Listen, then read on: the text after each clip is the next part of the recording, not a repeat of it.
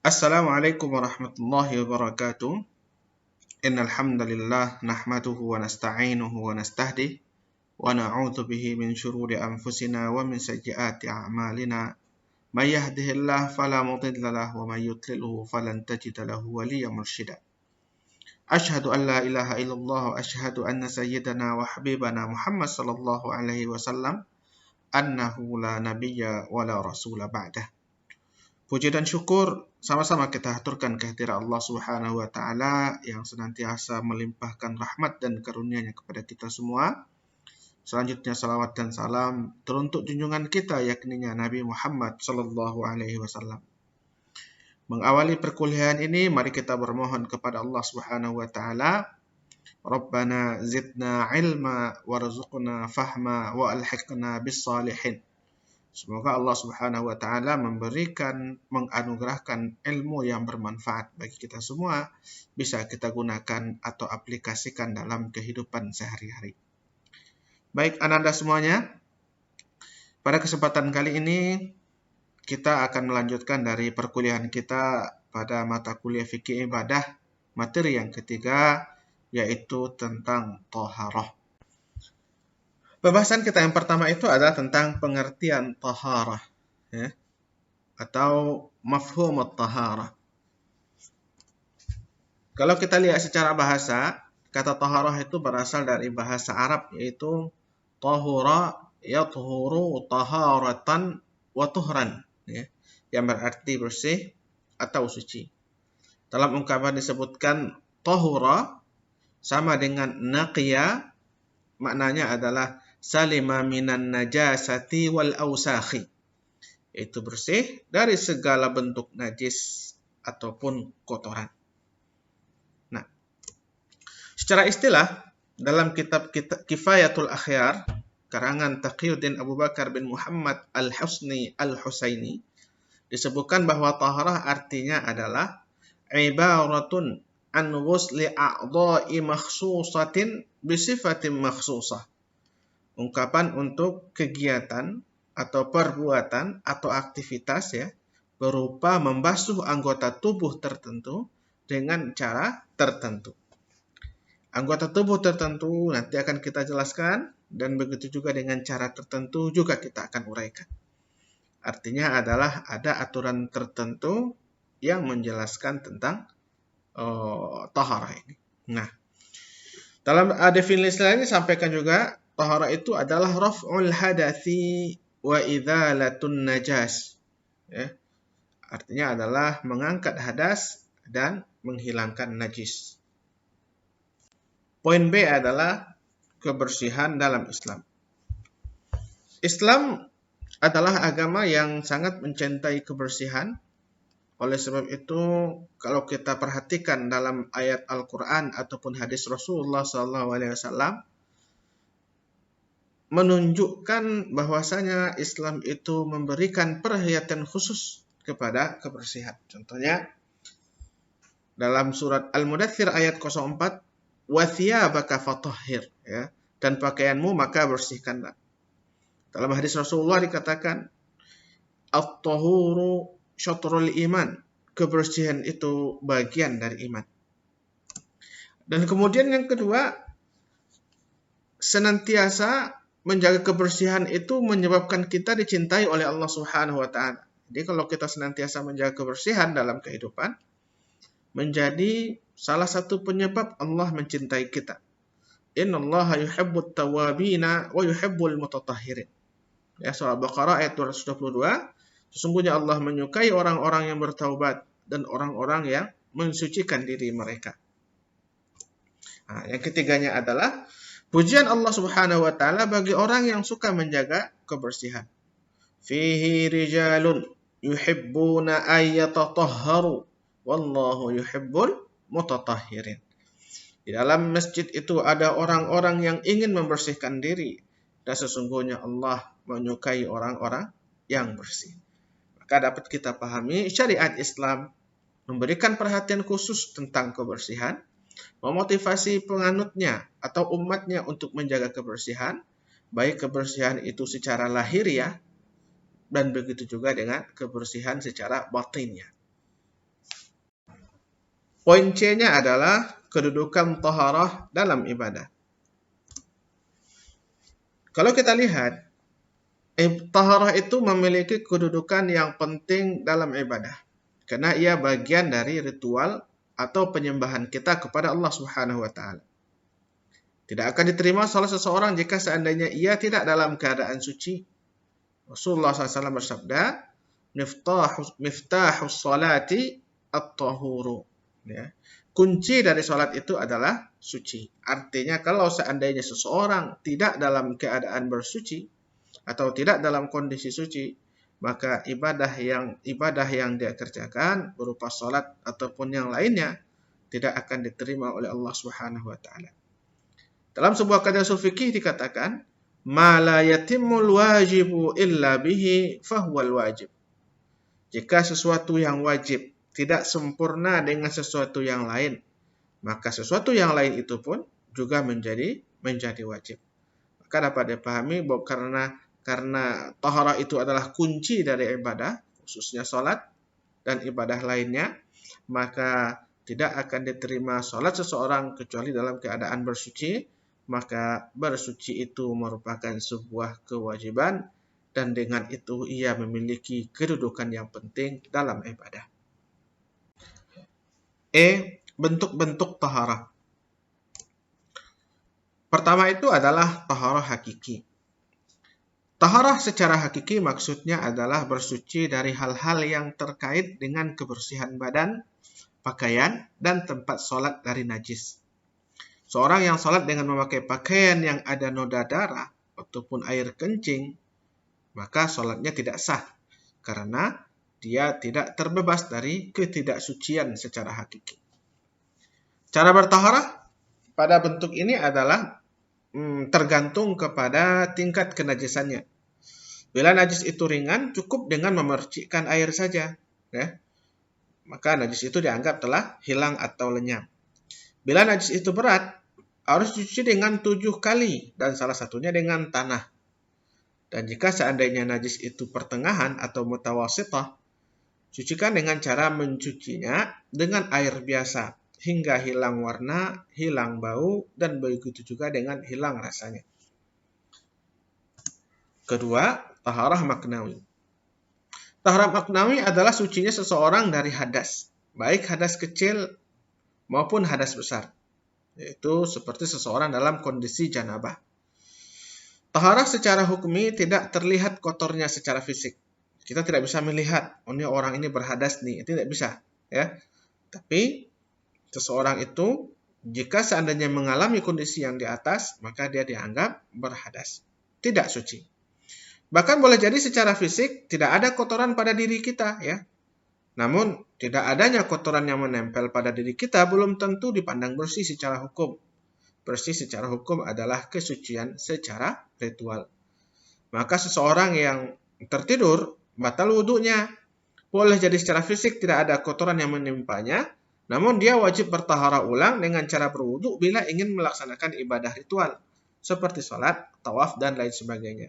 Nah, maka tidur itu menyebabkan seseorang menjadi berhadas, dan kemudian dia wajib bertaharah, bersuci jika seandainya ingin melakukan ibadah ritual kepada Allah Subhanahu wa taala. F. Najis dan pembagiannya. Pengertian najis. Secara bahasa kata najis berasal dari bahasa Arab yaitu an-najasah yang berarti al-adnasi wal awsakhi, ya. Sesuatu yang kotor atau sesuatu yang jorok. Ulama Syafi'iyah mendefinisikan najis dengan mustaqdharatun yamna'us shalah, yaitu kotoran yang menghalangi seseorang untuk melaksanakan ibadah salat. Pembagian najis, kalau kita lihat ada beberapa bentuk najis serta kemudian bagaimana cara bersuci dari masing-masing bentuk najis tersebut. Yang pertama adalah najis ringan. Najis ringan disebut juga dengan istilah najis mukhaffafah karena cara mensucikannya sangat ringan, yaitu tidak perlu najis itu hilang sampai bersih, ya. Satu-satunya najis ini adalah air kencing bayi laki-laki yang belum makan apapun kecuali air susu ibu. Jadi kalau seandainya kita terkena pakaian bayi laki-laki yang masih kecil, belum makan apapun kecuali air susu ibunya, maka jika seandainya itu menimpa pakaian kita, maka cukup dipercikkan air dan itu selesai. Nah, dasarnya adalah hadis yang sampaikan dari Rasulullah SAW, an Abi Samhi qala Nabi sallallahu alaihi wasallam yughsalu min bawli jariyati wa yurashu min bawlil ghulam. Akhrajahu Abu Dawud wan Nasa'i wa sahhahu al-Hakim. Dari Sam'i radhiyallahu anhu berkata bahwasanya Rasulullah SAW bersabda, air kencing bayi perempuan harus dicuci. Sedangkan air kencing bayi laki-laki cukup dipercikkan saja, ya. Diriwayatkan oleh Abu Daud dan Nasa'i. Yang kedua, pembagian najis adalah najis berat atau disebut juga dengan najis mughallazah. Karena tidak bisa suci begitu saja, akan tetapi harus dilakukan praktek ritual tertentu. Ritualnya adalah mencuci dengan air sebanyak 7 kali dan salah satunya dengan tanah. Dan penggunaan tanah tidak boleh diganti dengan sabun ataupun deterjen ataupun pemutih lain sebagainya, karena ini sudah ketentuan yang harus diikuti. Dasar dari ini adalah hadis Rasulullah SAW an Abi Hurairah qala Rasulullah sallallahu alaihi wasallam tahuru ina'i ahadikum idh walagha fihi al-kalb ay yaghsilahu 7 marratin aw lahunna bit-turab. Akhrajahu Muslim. Dari Abu Hurairah bahwasanya Rasulullah SAW bersabda, sucinya wadah air kalian yang diminum anjing adalah dengan mencucinya 7 kali dan salah satunya dengan air. Ya, hadis diriwayatkan oleh Imam Muslim. Jadi ketentuannya adalah mencuci dengan 7 kali dan kemudian salah satunya itu menggunakan tanah. Selanjutnya najis pertengahan. Disebut juga dengan najis mutawassithah, ya, karena posisinya di tengah-tengah antara najis ringan dan najis berat. Untuk mensucikan najis ini cukup hilangkan fisiknya atau ainnya itu dengan 3 indikator. Nah, yang pertama itu adalah laun, warna. Yang kedua ta'am, rasa. Yang ketiga adalah rih, yaitu aroma. Jika seandainya 3 ini sudah berubah, maka berarti dianggap najis itu telah hilang dan lenyap dan pakaian kembali bersih dan suci. Semua najis yang tidak termasuk ke dalam najis yang berat ataupun najis yang ringan, maka otomatis dia masuk kepada najis mutawassithah, yaitu najis pertengahan. G. Hadas dan pembagiannya. Hadas berasal dari bahasa Arab yaitu hadath, al-hadath, ya. Artinya adalah al-wuqu'u wa tajaddud, yaitu kejadian yang baru atau sesuatu yang baru. Secara istilah yang dimaksud dengan hadas itu adalah wasfun qa'imun bil badani yamna'u minas salati wa nahwiha mimma tushtaratu lahu at-taharah. Sebuah sifat atau kondisi yang menghalangi seseorang melaksanakan salat atau ibadah lainnya sehingga perlu disyaratkan untuk bersuci agar ibadah itu diterima. Itu seperti sholat tadi atau ibadah tawaf, disyaratkan harus bersuci jika seandainya seseorang dalam kondisi berhadas agar ibadah yang dia lakukan itu diterima oleh Allah Subhanahu wa taala. Pembagian hadas dan cara bersucinya. Hadas kecil yaitu hadas yang cara mensucikannya dengan cara berwudu atau bertayamum jika tidak ada air. Ini pembagian yang pertama, yaitu hadas kecil. Hal-hal yang termasuk ke dalam hadas kecil adalah sesuatu yang keluar dari qubul atau dubur meskipun hanya angin, ya. Kemudian bersentuhan antara laki-laki dan perempuan, menyentuh kemaluan dengan telapak tangan, tidur dalam keadaan tidak tetap, hilang akal berupa mabuk, gila atau pingsan. Jika seandainya seseorang mengalami salah satu dari kondisi ini, maka dia dianggap berhadas dan kemudian wajib untuk berwudu, bersuci jika seandainya ingin melaksanakan ritual salat atau ibadah salat atau ibadah lainnya yang mensyaratkan harus bertaharah. Yang kedua, hadas besar, yaitu hadas yang cara mensucikannya itu dengan mandi atau bertayamum jika seandainya tidak ditemukan air. Hal-hal yang termasuk dalam hadas besar adalah yang pertama keluarnya mani seperti mimpi basah ya. Ini mani maksudnya. Yang kedua hubungan suami istri dan yang ketiga terhentinya haid atau nifas. Media bertaharah. Media bertaharah maksudnya adalah alat ataupun benda yang digunakan untuk bertaharah. Yang pertama itu adalah air. Air merupakan media yang paling utama dalam bertaharah, maka selama ada air, media-media yang lain tidak boleh digunakan. Allah jelaskan dalam Al-Quran, وَيُنَزِّلُ عَلَيْكُم مِّنَ السَّمَاءِ مَاءً لِيُطَهِّرَكُم بِهِ. Jadi Allah menurunkan air dari langit untuk mensucikan kamu. Jadi air merupakan media utama yang digunakan untuk bersuci atau bertaharah.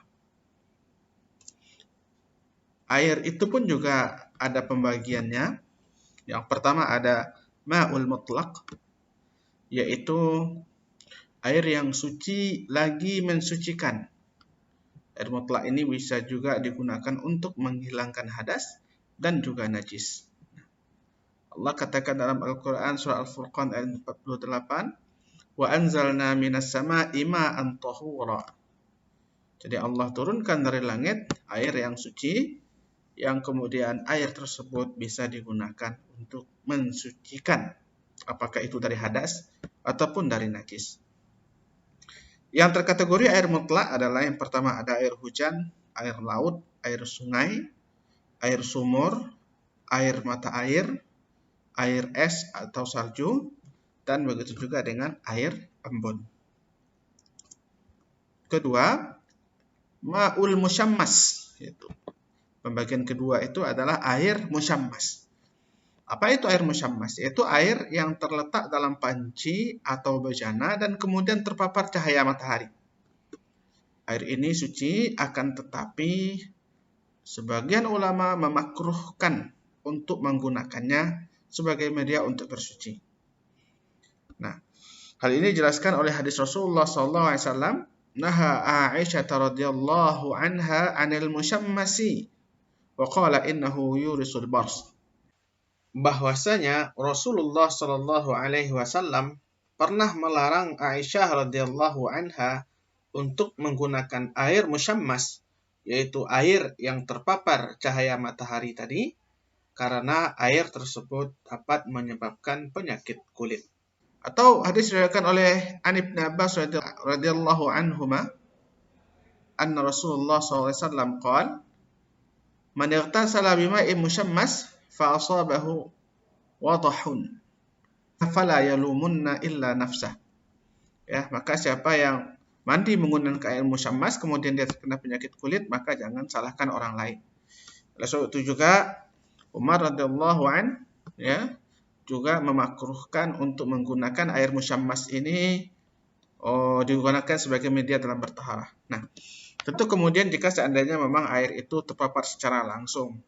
Tapi kalau seandainya terpapar tidak langsung, mungkin ada penutup atau wadah yang menghalangi cahaya matahari secara langsung, mungkin air itu aman digunakan untuk bertaharah. Selanjutnya ada ma'ul musta'mal, ya, air yang telah dipakai. Dipakai untuk bersuci, mungkin berwudu atau kemudian mandi dan sebagainya. Nah, pada air musta'mal ini, jika seandainya terdapat perubahan pada warna atau pada rasa atau pada bau dari air tersebut, maka otomatis air itu tidak boleh lagi digunakan untuk bertaharah selanjutnya.